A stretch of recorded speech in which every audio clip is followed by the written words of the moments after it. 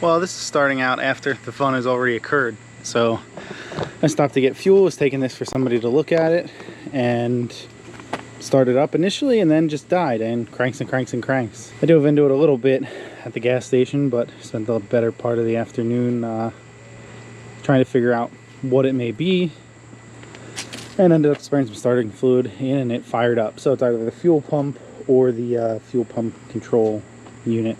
So I got to get it unloaded, and then I don't really know if I'm going to mess with it today, but I got to get off the trailer and get the truck and trailer back.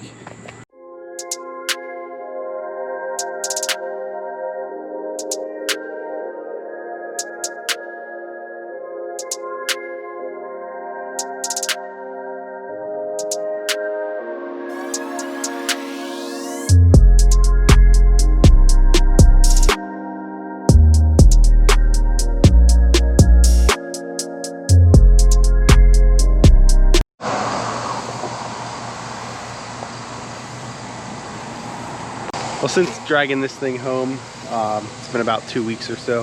I've tried a few things so far. I checked for voltage at the fuel pump when cranking, and it's getting about 10 volts, which is what it's supposed to get.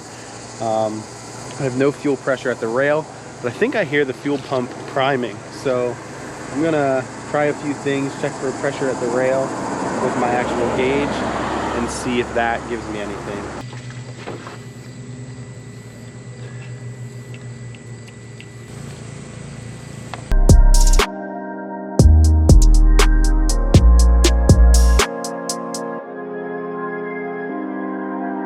Alright, so now I've got the gauge on the Schrader valve on the end of the fuel rail. Battery's starting to die because I've been trying to crank it numerous times. So I'm going to turn my jump pack on and then put the camera on the gauge and see if there's any fuel pressure when I'm cranking.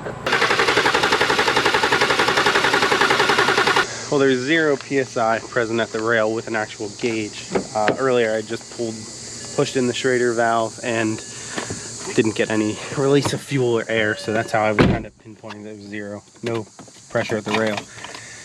But now basically I'm led to believe one of two things. The new fuel pressure regulator went bad, which is possible. It was an Amazon part, it wasn't an OEM part.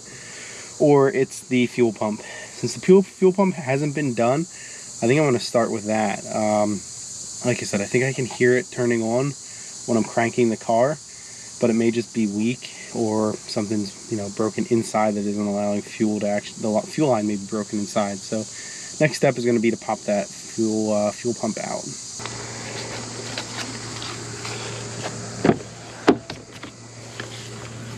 So usually there's a tool you can rent or buy that kind of straddles over this top flange. Use a ratchet and then spin it, and that's what I used initially to do the fuel pressure regulator. I had to do both sides, but I think because I've had this off fairly recently, I'm hoping the hammer trick does it.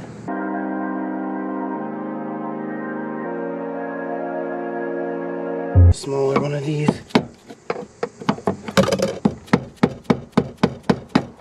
You can see the ring moving already.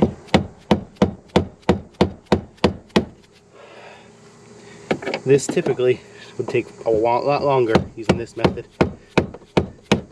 if it hasn't been done before.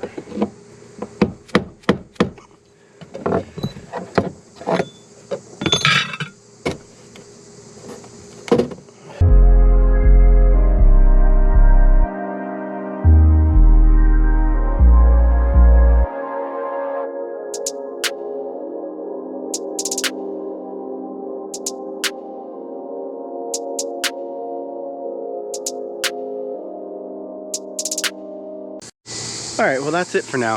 I've got the pump out. I just kind of have this covered up here. I'm going to leave close the door. But now, I do have another pump that I pulled out of a car a year ago, maybe, a year and a half ago.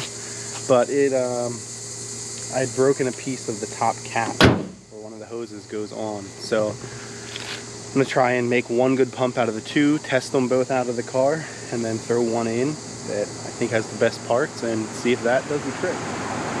But that's it for this part. I'll kind of do that more later and get back to it at another day.